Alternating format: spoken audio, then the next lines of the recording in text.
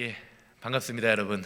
예배하시는 여러분들의 삶과 가정, 사업장에 하나님의 은혜와 은총이 함께 하시기를 주님의 이름으로 소망합니다. 우리 옆에 계신 분들과 함께 인사해 주시면 좋겠습니다. 당신이 계셔서 행복합니다.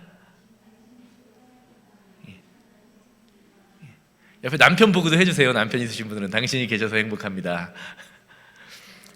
예, 반갑습니다.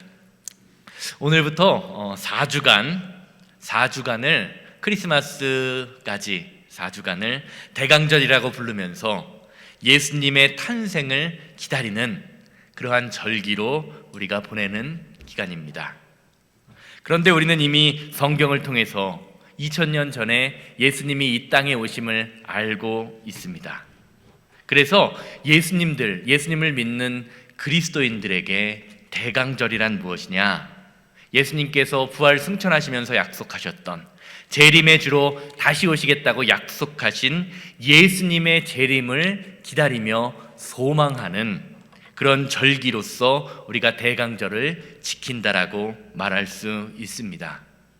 원래 교회의 전통에서는 성탄절까지의 4주간을 기다리면서 소망, 사랑, 기쁨, 평화라는 주제로 그러한 주제를 가지고 촛불을 밝히면서 예수님의 오심을 기다리는데, 이 네 가지의 촛불의 의미, 소망, 사랑, 기쁨, 평화, 이 네 가지는 성도가 예수님을 온전히 믿고 섬기게 될 때, 예수님을 우리의 마음의 주인으로 모시게 될 때 우리 마음 속에 그리고 우리의 삶 속에 나타나는 삶의 특징이라고 할 수 있습니다.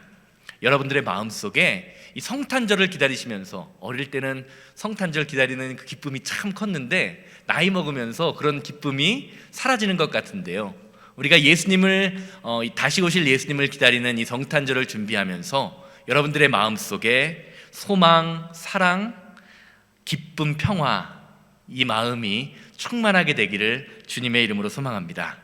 오늘은 첫 번째 주간으로요, 이사야 40장 1절에서 11절 말씀을 보면서 소망, 우리의 참된 소망은 과연 무엇인지에 관해서 살펴보고자 합니다.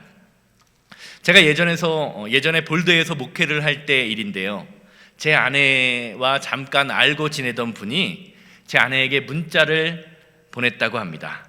그리고 그 문자의 내용은 대충 이랬습니다.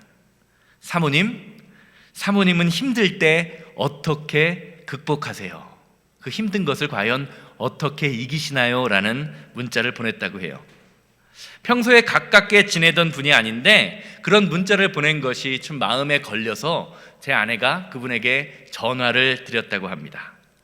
그리고 한참을 이야기 나누었는데 그 내용은 대충 이런 거예요.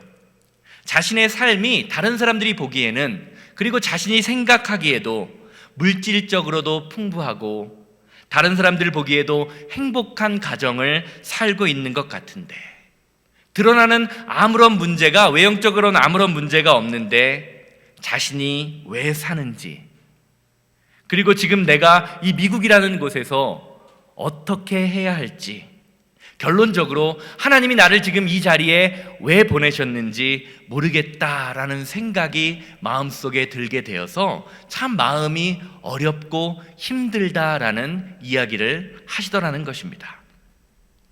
저는 제 아내에게 그 이야기를 들으면서 그분의 이야기가 그분 혼자만의 이야기가 아니라 이 시대를 살아가는 저와 여러분들의 자화상은 아닌가라는 생각을 했던 기억이 납니다.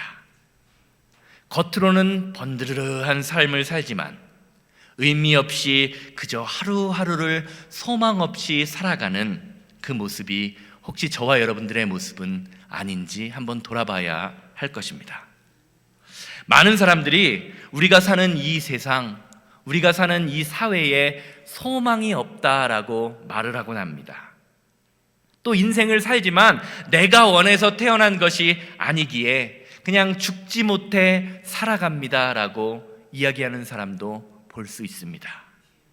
혹시 엄친아라는 말 아십니까? 엄친아. 들어보신 분 있으신 분 한번 손 들어주세요. 엄친아.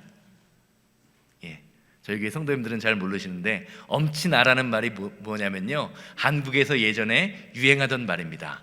엄마, 친구, 아들. 그거를 줄여서 엄친아래요. 한국 사회에서 엄마들이 자기 아이들에게 잔소리할 때 뭐라고 합니까? 엄마 친구 아들은 어느 대학에 갔대더라. 엄마 친구 아들은 어느 회사에 취직했대더라. 엄마 친구 아들은 엄마 아빠에게 이렇게 잘한다더라 라는 것을 줄여서 엄마가 다른 아들과 나를 비교하는 것처럼 젊은이들이 자신의 주변에서 잘생기고 멋지고 배경 좋고 학벌이 좋고 한 그런 사람들을 가르쳐서 너 엄마 친구 아들 같다라고 이야기하면서 엄친아라는 말을 사용했다라고 하고요. 자신이 그렇지 못한 것, 자신의 배경이나 자신의 상황이 좋지 못한 것을 빗대어서 사용하는 말로 엄친아라는 말을 사용했습니다. 그런데 요즘은요, 엄친아라는 말보다 금수저, 은수저, 흙수저라는 말이 더 유행한다라고 합니다. 아마 이 말은 다 아실 거예요. 우리가 살아가는 이 사회 시대의 구조가 어떻습니까? 부모로부터 물려받은 부가 자녀에게 전달되는 그런 사회 구조입니다. 많은 사람들이 이제는요, 예전에는 개천에서 용난다라는 말을 사용했었는데 요즘은 개천에서 용나는 것이 쉽지 않다라고 생각을 하는 경향이 있습니다. 이제는요, 평범한 서민, 중산층의 가정의 사람들이 아무리 노력을 해도 부모의 배경이 좋고 재산이 많은 사람을 이길 수 없다라고 생각합니다. 그래서 젊은이들 사이에는요, 부모의 재력, 부모의 능력, 재력도 능력이다라는 말이 돌곤 합니다. 부모의 배경이 좋은 사람과 그렇지 않은 사람이 출발점 자체가 다르다라고 생각하는 사람들도 있는 거예요. 몇 해 전에 한국에서 대기업에서 모든 사람들에게 일자리를 공정하고 평등하게 분배해야 한다라고 주장하던 국회의원이 있었습니다. 그분이 국회에서 맡던 직책이 청년 실업대책위원장이라는 직책을 맡고 있었다고 합니다. 그런데 어떤 일이 있었냐면요, 그 국회의원이 자신의 딸을 대기업에 취업시키기 위해 평소에 알고 지내던 대기업 임원에게 전화로 청탁을 한 것이 밝혀져서, 그리고 그 딸이 그렇게 해서 대기업에 들어갔다라는 것이 드러나서 많은 국민들, 특별히 젊은 사람들이 분노했던 사건이 있었습니다. 사실 그게 인간의 모습이지요. 우리 사회의 모습이 그렇다라는 겁니다. 사랑하는 여러분, 여러분은 어떻게 생각하십니까? 여러분이 살고 있는 사회가 과연 살만한 사회입니까? 정말로 많은 사람들이 이야기하는 것처럼 사회 정의가 이 땅에 실현되고 있다고 생각하십니까? 그래도 우리는 미국에 살고 있으니까 한국 사회보다는 조금 더 낫지 않나라는 생각을 해보신 적이 있으십니까? 여러분들 주변을 바라보시기 바랍니다. 많은 사람들이요, 소망 없는 인생을 살아갑니다. 길거리에만 봐도 그렇죠. 우리 교회 담 너머에도 노숙자들이 겨울마다 와서 잠을 자서, 제가 지난주에도 가스 미터 옆에서 자서 혹시 가스라도 새면 안 되니까 자지 말라고, 이제 이곳에서 자지 말고 다른 곳에 가라고 이야기한 적이 있는데, 많은 사람들이 자신의 삶의 소망을 잃어가고 그저 하루하루 아무런 소망 없이 살아가는 사람들을 보게 됩니다. 왜 이 시대를 사는 많은 사람들이 이렇게 소망 없는 인생을 살아가는 것일까요? 오늘 우리가 함께 읽은 본문 말씀은요, 인생들이 소망이 없이 그저 하루하루 살아가는 이유에 대하여 이렇게 증거하고 있습니다.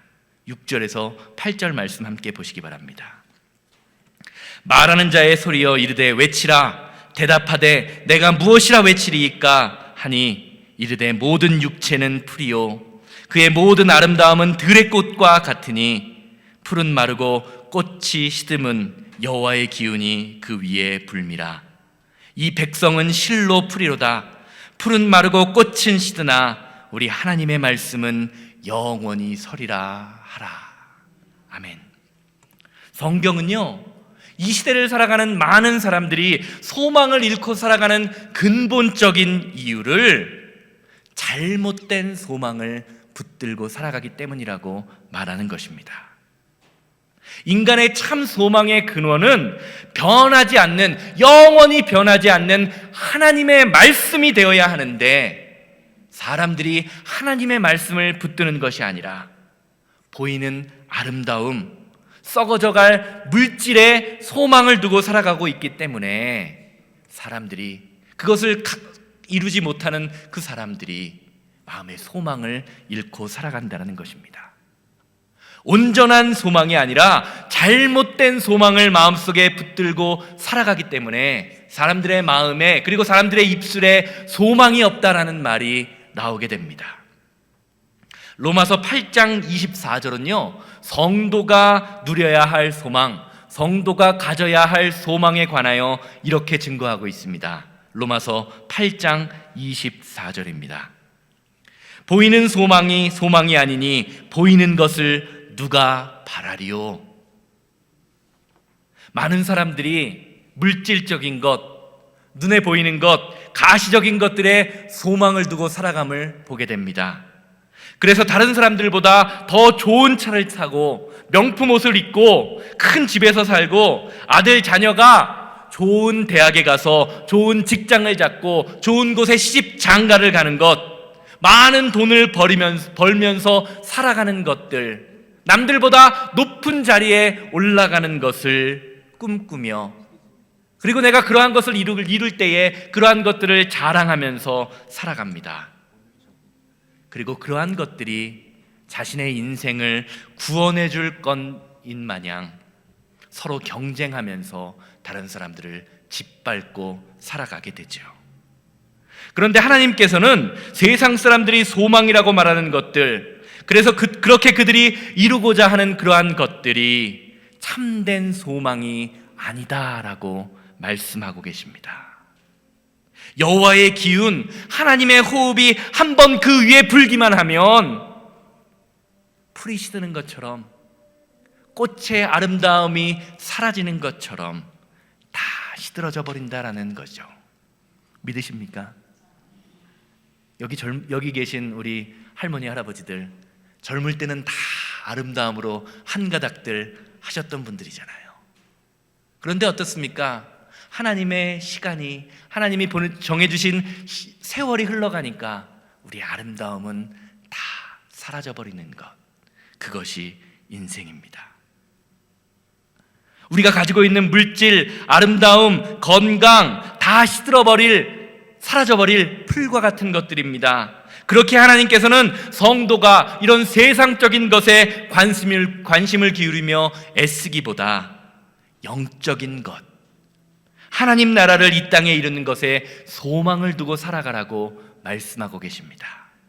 이것은 예수님이 우리에게 가르쳐 주신 주기도문에 아주 잘 드러남을 보게 됩니다. 하나님의 뜻이 하늘에서 이루어진 것 같이 땅에서, 우리가 살아가는 이 세상에도 이루어지게 하여 주시옵소서. 사랑하는 여러분, 성도는요, 하나님의 뜻, 하나님의 말씀을 이 땅에 드러내며 나타내며 살아가는 사람입니다. 하나님의 뜻을 이루기 위해서 물질도 필요하고 건강도 필요하고 사회적 지위도 필요한 것이지, 그러한 것이 목적이 되어서 살아가는 사람, 그러한 사람은 아무리 교회에 열심히 다닌다고 해도 성도라고 말할 수 없는 이유가 바로 이것입니다. 그런데 많은 사람들이, 성도라고 불리우는 많은 사람들이 그들의 삶에 주객이 전도되어 목적과 수단이 전도되는, 바뀌는 일들이 일어나고 있습니다. 그 결과 그리스도인, 성도라는 이름은 가졌지만 그들의 삶에 소망을 찾아볼 수 없는 그런 사람들이 점점 더 늘어나게 됩니다. 예수 그리스도를 통한 참 소망을 한 번도 경험해 본 적이 없기에 다른 사람들에게 내가 가진 소망을 전할 수 없는 그런 인생이 되는 것입니다. 오늘 본문 말씀이 바로 성도의 이런 모습을 보여주고 있습니다. 오늘 본문 말씀의 배경은 바로 이렇습니다. 이스라엘 백성이 하나님이 가나안 땅으로 출애굽시킨 이후에 너희들이 그곳에 가서 너희들의 뜻과 너희들의 마음대로 살지 말고 하나님의 마음대로 살아라, 하나님의 말씀대로 살아라라는 그 명령을 주셨지만 하나님의 말씀에 따르지 않자 하나님께서는 아수르라는 나라에게 이스라엘을 넘겨주십니다. 어찌어찌하여 아수르의 포로 생활이 끝나나 싶다니 이제는 아수르보다 더 악랄한 바벨론에게 나라를 빼앗겨 버립니다. 그들의 삶에는 이제 그토록 자랑하던 성전도 하나님의 임재하심도 찾아볼 수가 없습니다. 머나먼 이방 땅에서 포로 생활을 하던 그 이스라엘 백성들은 이제 그 포로 생활이 길어지자 고향으로 돌아가고자 하는 소망조차도 사라집니다. 이처럼 사방이 막혀버린 절망의 절벽 앞에서 하나님께서는 이사야 선지자를 통해서 이스라엘 백성들에게 이렇게 말씀하시는 거예요. 오늘 본문 말씀을 주고 계십니다. 그런데 이스라엘 백성들은요, 하나님의 말씀, 하나님의 음성을 듣지 못하고 날마다 하나님께 이렇게 외칩니다. 하나님, 도대체 어디에 계십니까? 하나님, 과연 내 인생에 함께 하시는 것입니까? 사랑하는 여러분, 하나님 도대체 내 인생에 함께 하시기는 합니까? 도대체 어디에 계십니까? 라고 외치는 그 이스라엘 백성들의 외침이 이 시대를 살아가는 저와 여러분들의 외침은 아닙니까? 오늘 말씀을 준비하면서 어쩌면 오늘 이 시대를 살아가는 우리의 모습도 이스라엘 백성과 하나 다를 바 없다라는 생각이 들었습니다. 많은 사람들이 인생은 고난의 연속, 문제의 연속이라고 말하곤 합니다. 하나의 문제를 넘어서면 또 다른 문제가 닥쳐오는 것, 그것이 저와 여러분들이 살아가야 할 인생입니다. 자녀 문제, 사업 문제, 건강의 문제, 또한 이민자로서 넘어야 할 언어와 차별의 문제가 항상 우리에게 닥쳐서 우리의 인생을 피곤하게 만들곤 합니다. 혹시 오늘 말씀을 들으시는 여러분들 가운데 문제 없으신 분 있으십니까? 나는 태어나면서 한 번도 지금까지 문제에 닥쳐본 적이 없다라고 고백할 수 있는 분 계신가요?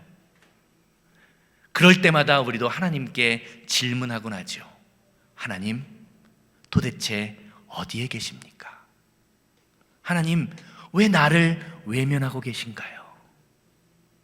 오늘 본문 말씀은 우리의 삶에 닥치는 예상치 못한 고난으로 인해서 소망을 잃은 자들에게 주는 희망의 메시지입니다. 소망의 메시지입니다. 1절 말씀 함께 보시기 바랍니다.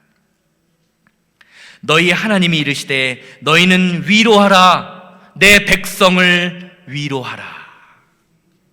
오늘 말씀을 잘 보시기 바랍니다. 방금 말씀드린 것처럼 오늘 말씀은 소망을 잃어버린 이스라엘 백성들에게 새 힘을 주시고자 하는 하나님의 메시지입니다. 그런데 그 소망의 메시지가 어떻게 시작하고 있죠? 위로하라. 위로의 말로 시작하고 있습니다. 쉽게 말하면 낙심된 자에게 소망이 생기기 위해서는 위로가 필요하다라는 것을 오늘 본문 말씀은 말해주고 있습니다. 오늘 본문 말씀에 쓰인 위로하다라는 단어는요, 히브리어로 한숨 쉬다, 강하게 하다라는 의미가 담겨 있습니다. 즉 낙심된 사람에게 진정한 위로를 주기 위해서는요, 상처받은 사람의 마음에 공감하고 그 자리에 함께 가서 같이 한숨 쉬어주는 것, 그것이 상대방에게 진정한 위로를 줄 수 있음을 말해주고 있는 것입니다.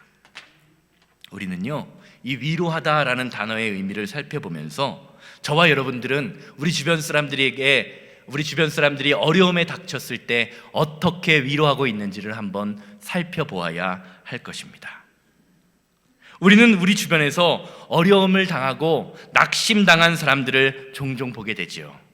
그때 많은 경우에 그 사람과 같이 한숨 쉬어주기보다 오히려 훈계하고 가르치려고 할 때가 참 많이 있음을 보게 됩니다. 그 사람에게 야, 너 그렇게 하면 안 됐었어 라고 말하는 거예요. 야, 내가 그렇게 하지 말고 이렇게 하라고 했잖아 라고 가르치려고 한다는 말입니다. 그래서 어떻습니까? 많은 경우 상대방을 위로하러 갔다가 다른 사람들의 마음을 더 아프게 후벼 파는 경우가 종종 있지요. 제 아내가 겉보기와는 다르게 어디에 가면요, 자기가 왔다 간 것을 잘 티를 내고 다닙니다. 어떻게 티를 내고 다닐까요? 자기 물건을 잘 두고 다녀요. 잘 두고 다녀요. 혹시 저와 제 아내가 우리 성도님들 가정에 신방하러 갈 때 제 아내가 뭘 두고 다녀도요, 아, 사모님이 우리 집에 왔던, 우리 가게에 왔던 티를 내고 가시는구나 라고 생각하시면 돼요. 결혼하기 전에는요, 뭘 잘 두고 다니는 게 그렇게 인간미가 넘치고 참 좋더니 결혼을 하고 나니까 그런 일이 있을 때마다 참 화가 날 때가 한두 번이 아닙니다. 인간이 원래 그런가 봐요. 빈틈 있어 보이고 참 좋더니 결혼하고 나니까 그게 일거리가 돼서 힘들더라고요. 언젠가 한 번은 저와 제 아내가 쇼핑을 하다가 제 아내가 그 쇼핑하는 도중에 핸드폰을 잃어버린 적이 있습니다. 처음에는 핸드폰을 막 찾으면서 안타까워하다가 제가 제 아내에게 이렇게 얘기했죠. 당신 안 다쳤으니까 괜찮아. 제 아내에게 괜찮다는 말로 위로를 했습니다. 그런데 그렇게 계속 위로를 하다 보니까 나중에는요, 그 위로가 어떻게 되냐면요, 사람이 그렇게 정신머리가 없냐는 둥, 핸드폰을 잘 두고 다녀야 하는 둥 하면서 그런 말을, 잔소리를 하는 제 모습을 보게 되었습니다. 그러니까 한참을 잔소리하던 저에게 제 아내가 그 잔소리가 듣기 싫었는지 이렇게 이야기하더라고요. 내가 잃어버리고 싶어서 잃어버렸냐? 라고 이야기하면서 저에게 짜증을 냈던 기억이 납니다. 사랑하는 여러분, 사실 우리의 모습이 이렇다라는 거예요. 어줍지 않게 위로한답시고 위로를 잘못하면요, 오히려 상대방을 가르치려 하다가 상처를 줄 수 있게 되는 것, 그것이 바로 저와 여러분들의 모습이에요. 방금 말씀드린 위로하다라는 단어가 그것을 또한 저희들에게 알려줍니다. 방금 살펴본 위로하다라는 단어가 좋은 의미로 쓰일 때는요, 한숨 쉬다, 위로하다라는 단어로, 강하게 하다라는 단어로 사용되지만 나쁜 의미로 사용될 때는요, 다른 의미가 있어요. 원수를 갚다라는 의미가 또 있습니다. 쉽게 말하면 상대방의 마음에 공감하고 한숨 쉬어주는 위로의 삶을 살지 못하면 우리가 위로를 하다 어떻게 된다라고요? 원수 갚는 것처럼 상대방의 마음을 긁을 수도 있고 상처를 줄 수 있다고 오늘 본문 말씀에 위로하다라는 단어가 저와 여러분들에게 말씀해주고 있는 것입니다. 사랑하는 여러분, 여러분들은 어떤 사람과 함께하고 싶으십니까? 위로하는 사람과 함께하고 싶으십니까? 원수를 갚는 사람과 함께하고 싶으십니까? 성도는요, 소망을 주는 사람, 위로의 말을 하는 사람입니다. 그리고 소망을 주는 사람, 위로의 말을 주는 사람은요, 마음이 따뜻한 사람이에요. 그리고 마음이 따뜻한 사람은 가르치고 훈계하는 사람이 아니라 공감하고 한숨 쉬어주는 사람이 바로 마음이 따뜻한 사람임을 기억하시기 바랍니다. 오늘 말씀을 통해서 우리 새생명교회가 잔소리와 훈계가 넘쳐나는 교회가 아니라 힘들고 어려운 일을 만날 때 한숨 쉬어주며 같이 눈물 흘려주며 서로를 위로할 수 있는, 아픔에 공감할 수 있는 교회가 되기를 주님의 이름으로 기대합니다.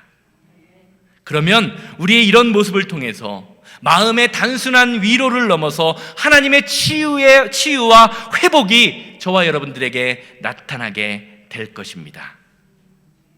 왜냐하면 위로와 공감의 마음은 바로 예수님의 마음이기 때문에 그렇습니다. 결국은 예수님의 마음이 저와 여러분들의 마음속에 함께 할 때 우리는 회복되고 그 회복으로 말미암아 소망을 품을 수 있게 된다고 오늘 말씀은 이야기해 주고 있는 것입니다. 그래서 이사야 선지자는요, 오늘 말씀을 통해서 이스라엘 백성들에게 위로하라라고 말해주고 있습니다.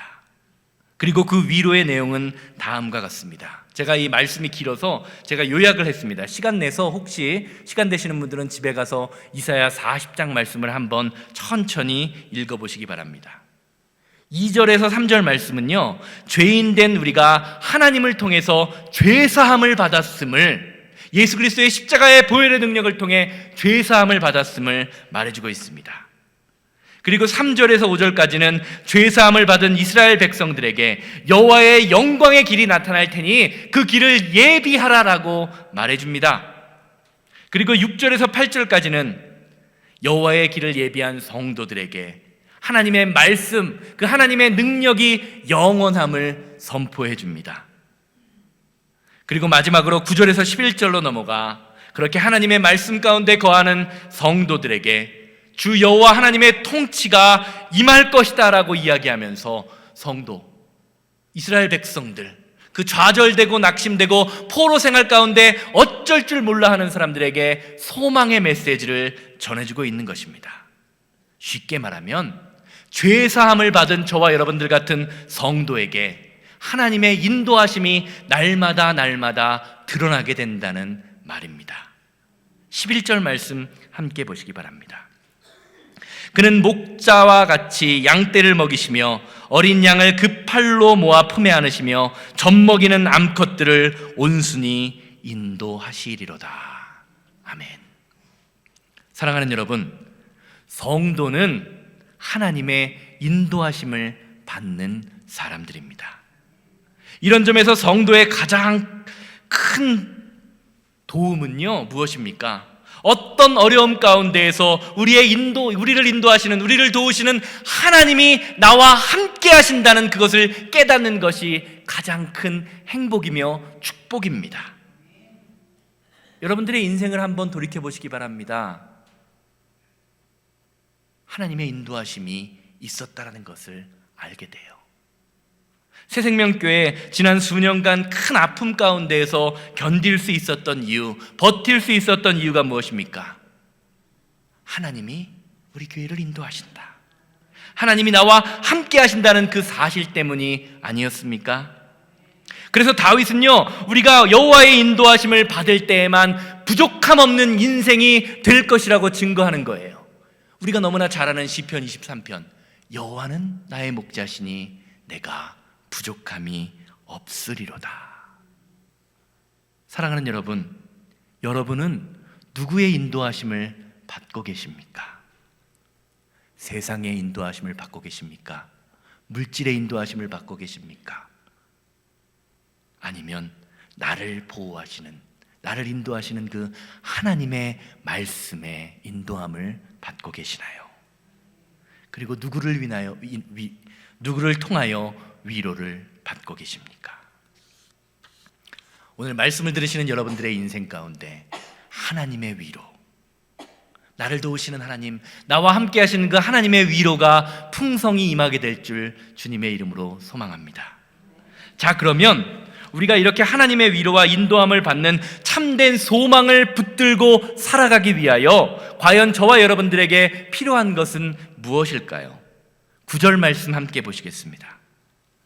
아름다운 소식을 시온에 전하는 자여, 너는 높은 산에 오르라. 아름다운 소식을 예루살렘에 전하는 자여, 너는 힘써 소리를 높이라. 두려워하지 말고 소리를 높여 유다 성읍들에게 이르기를 너희의 하나님을 보라 하라. 아멘. 방금 읽은 9절 말씀을 보면요, 하나님께서는요, 고통 가운데 낙심하고 절망하고 좌절하고 있는 이스라엘 백성들에게 주시는 분명한 메시지가 한 가지 있습니다. 그것은 바로 너희의 하나님을 보라라는 메시지입니다. 영어로 Here is your God. 어디에 하나님이 있다는 거예요? 여기에, 지금 이 자리에 하나님이 계시다라는 겁니다. 지금 눈앞에 닥친 고통과 어려움에 눈이 어두워져서 하나님을 보지 못하고 있지만 하나님께서는 변함없이 저와 여러분들의 인생에, 그리고 이스라엘 백성들의 인생에 영원히 함께 계신다라는 것을 주시는 복음의 메시지가 바로 오늘 말씀 가운데 있는 것입니다. 사랑하는 여러분, 무엇이 여러분들의 인생을 좌절로 빠뜨리고 있습니까? 사업의 문제입니까? 물질의 문제입니까? 아니면 관계의 문제입니까? 그렇다면 그 고통 가운데, 그 어려움 가운데 과연 여러분을 구원하실 사람은 있으시긴 하십니까? 누가 여러분들을 구원할 수 있습니까? 그 고통 가운데, 어려움 가운데 하나님만이 나의 구원이 되십니다, 하나님만이 나의 도움이 되십니다라고 고백하고 계십니까? 고통은 하나님을 바라보지 못하게 만듭니다. 그러나 하나님은요, 우리가 고통 가운데 하나님을 보지 못할지라도 저와 여러분들의 인생에 한 번도 함께 하시지 않은 적이 없어요. 우리가 부르는 찬양 있죠. 하나님 한 번도 나를 실망시킨 적 없으시고 언제나 공평과 은혜로 나를 지키셨네. 하나님은요, 우리의 어려움과 고통 가운데 같이 한숨 쉬시며 우리의 고통을 이길 수 있는 힘을 주시기를 원하시는 분이십니다. 한 번도 떠나신 적이 없고요, 우리에게 힘을 주시며 그 능력으로 말미암아 변화되기를 바라시는 분, 그분이 바로 저와 여러분들이 믿는 하나님입니다. 오늘 이 시간에도 우리에게 닥치는 수많은 어려움과 고통 가운데 하나님의 능력으로 말미암아 새 힘을 얻으시며 소망을 얻으시는 저와 여러분들 되기를 주님의 이름으로 소망합니다. 결론적으로 말씀드리겠습니다. 인도의 성자라고 불리우는 스탠리 존스 선교사의 이야기를 드리면서 말씀을 마치고자 합니다.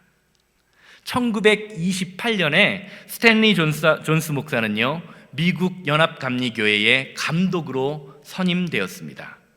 다들 아시는 것처럼 감리교회의 감독은요, 감리교 목사라면 한 번쯤은 꿈꿔보는, 목사로서 오를 수 있는 최고의 권위직입니다. 그런데 그 스탠리 존스 목사는요, 감독으로 임명을 받은 지 24시간, 단 하루 만에 감독직을 사퇴하고 자신은 인도로 부름받은 선교사다라고 고백하면서 인도로 선교 여행을 떠났습니다. 얼마간의 인도 선교 여행을 마친 후에 미국에 돌아와서 열심으로 하나님의 말씀을 가르치다가 69세라는 나이에 뇌출혈로 쓰러지게 됩니다. 새벽 2시에 숙소에서 쓰러졌는데 아침 7시에 발견될 때까지 5시간 동안 전신이 마비가 되어서 꼼짝할 수 없는 상황이 되었던 거예요. 그런데 자신이 딸이 병원에 도착하자 딸에게 간신히 말할 수 없는 상황에서도 이렇게 말했다고 합니다. 나는 지금 죽을 수 없다. 마지막으로 해야 할 일이 남아있다. 스탠리 존스 목사가 이렇게 말한 이유는 자신이 더 살고 싶었기 때문이 아닙니다. 전신이 마비된 5시간, 그 5시간 홀로 누워있는 동안에도 놀랍게도 자신의 믿음이 전혀 흔들리지 않았음을 보게 되었기 때문입니다. 그는 그의 책 하나님의 긍정, 하나님의 예스라는 책에서 이렇게 고백합니다. 전신이 마비된 채 누워있었던 5시간 동안 아무것도 변한 것이 없었습니다. 나는 그전 그대로였습니다. 기도로 하나님과 교통하고 있었고 여전히 하나님의 흔들리지 않는 왕국 속에 있었습니다. 다만 외부 세상과 연락할 수 없을 뿐이었습니다. 하나님께 원망하는 마음은 전혀 없고 오직 하나님께서 하실 일이 기대가 되었습니다. 사랑하는 여러분, 스탠리 존스의 인생의 삶에서 자신이 믿음을 붙든 것이 아니라 믿음이 자신을 붙들었다고 고백하는 것입니다. 그리고 그때 임했던 놀라운 은혜를 다른 사람들에게 전하고 싶어서 나는 지금 죽을 수 없다, 마지막으로 해야 할 일이 남아있다라고 자신의 딸에게 고백했다라는 거예요. 이후에 중풍을 치료하기 위해서 보스턴에 있는 병원에 입원해 누워있으면서 의사와 간호사에게 이렇게 부탁했다라고 합니다. 의사 선생님, 간호사 선생님, 나를 치료하러 올 때마다 이렇게 명령해 주세요. 나사렛 예수의 이름으로 말하노니 일어나라. 의사와 간호사는요, 자신은 선교사도 아니고 목사도 아니다라고 이야기하면서 자신에게는 그런 능력이 없다라고 이야기했지만, 그럼에도 불구하고 강권적으로 부탁하기를, 나를 볼 때마다 나사렛 예수의 이름으로 말하노니 일어나라 라고 명령하라고 부탁했습니다. 그 결과 어떤 일이 일어났을까요? 의학적으로 5시간 이상 뇌출혈로 쓰러지게 되면 평생을 누워 있어야 한다고 합니다. 그런데 놀랍게도 스탠리 존스 목사님은요, 6개월 만에 완치되어서 들어갈 때는 들것에 실려 들어갔는데 나올 때는 자신의 힘으로 스스로 건강한 몸으로 걸어서 나왔다라고 합니다. 그리고 태어난 이후에 다시 인도로 돌아가서 죽을 때까지, 89세의 나이로 죽을 때까지 20년 동안을 인도의 선교사로 하나님께 충성하면서 자신에게 맡은 사명을 감당하고 하나님의 부르심을 받았다라고 합니다. 사랑하는 여러분, 예수 그리스도의 이름에 능력이 있습니다. 믿으십니까? 예수 그리스도의 말씀에 여러분의 삶을 변화시키고 여러분의 사업장을 회복시키고 여러분들의 인생을 회복시키는 능력이 있습니다. 믿으십니까? 오직 예수님의 이름에만 여러분들의 인생을 맡길 수 있는 참 소망이 있는 것입니다. 문제는 우리 앞에 닥친 고난이나 현실의 고통이 아닙니다. 우리 가운데 함께 하신 예수님을 바라볼 수 있는지 없는지 하는 것이 저와 여러분들의 신앙인으로서의 진정한 문제임을 깨닫게 되기를 주님의 이름으로 소망합니다. 너희의 하나님을 보라, 여기에 있는 너희의 하나님을 보라라는 그 말씀이 여러분의 말씀 되기를 주님의 이름으로 소망합니다. 여전히 우리에게 닥친 현실은 암담하고 상황은 점점 꼬여가지만 하나님의 약속이 도저히 이루어지지 않을 것 같은 상황에도 하나님은 저와 여러분들의 인생에 함께 계십니다. 그것이 우리가 믿는 하나님입니다.